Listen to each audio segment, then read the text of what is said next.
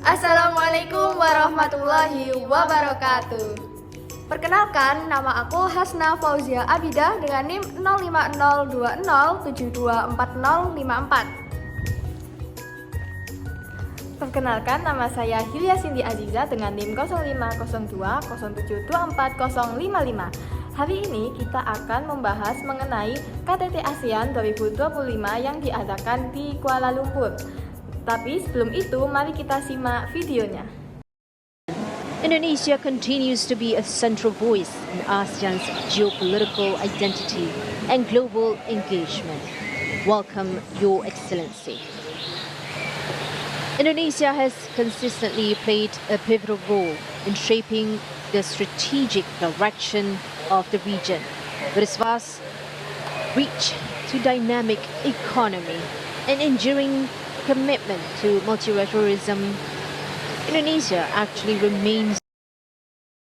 Baik, setelah video tadi kita paparkan, kita akan membahas mengenai latar belakang KTT. KTT ASEAN sendiri merupakan konferensi tingkat tinggi yang diadakan oleh ASEAN pada tahun ini diselenggarakan di Kuala Lumpur, Malaysia, tepatnya pada tanggal 26 sampai 27 Mei 2025. KTT ini membahas mengenai feasibility and sustainability, di mana memperkuat kerjasama regional di tengah tantangan dan dinamika geopolitik yang kompleks. Malaysia sebagai tuan rumah mengusung agenda mempertahankan sentralisasi ASEAN sebagai kawasan stabilitas, perdagangan bebas, dan perdamaian regional.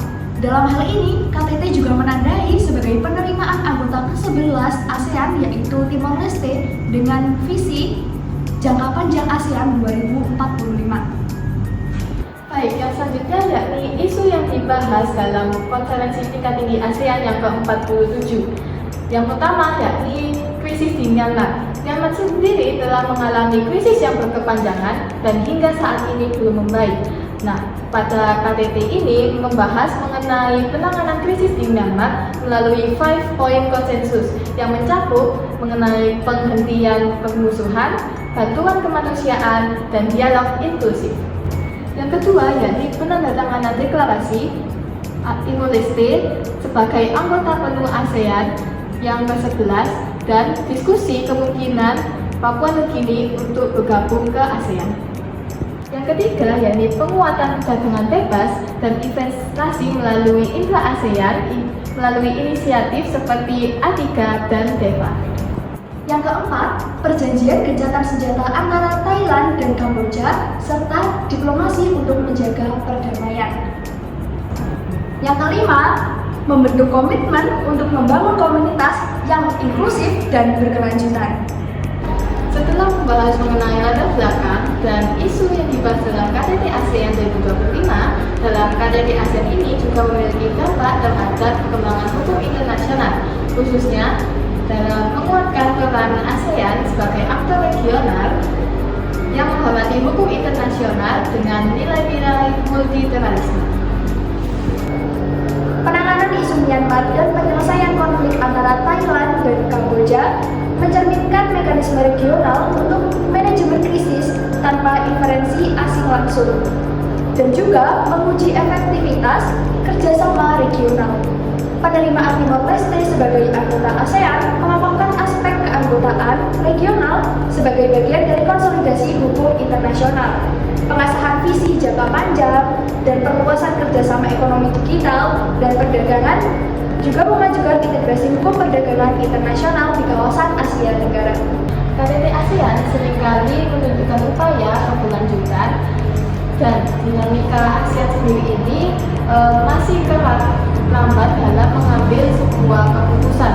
Hal ini menjadi tantangan utama, seperti penanganan terhadap konflik berkepanjangan di Myanmar melalui 5PC yang tidak mengubah rezim dan bisa dinilai kurang efektif. Kemudian dalam penerimaan anggota Timor Leste dianggap kesiapan ASEAN ini masih kurang dalam menerima keanggotaan baru dan dengan potensi tantangan politis dan ekonomi. Dari sudut pandang hukum internasional, peran ASEAN yang mengedepankan sistem non-intervensi ini masih kurang optimal dikarenakan masih adanya pelanggaran hak asasi manusia terhadap anggota. Namun, progres dalam kerjasama ekonomi ASEAN 2045 adalah langkah maju yang memberi harapan bagi integrasi regional yang lebih kuat dan adaptif terhadap globalisasi. Dengan demikian, KTT ASEAN 2025 mencerminkan kombinasi antara kemajuan dan tantangan yang harus dihadapi oleh ASEAN Dalam menjaga stabilitas, kekuatan integrasi, dan menghadapi tantangan hukum internasional di era globalisasi. Sekian dari kita. Apabila ada kata-kata yang salah, mohon dimaafkan. Sekian, wassalamualaikum warahmatullahi wabarakatuh.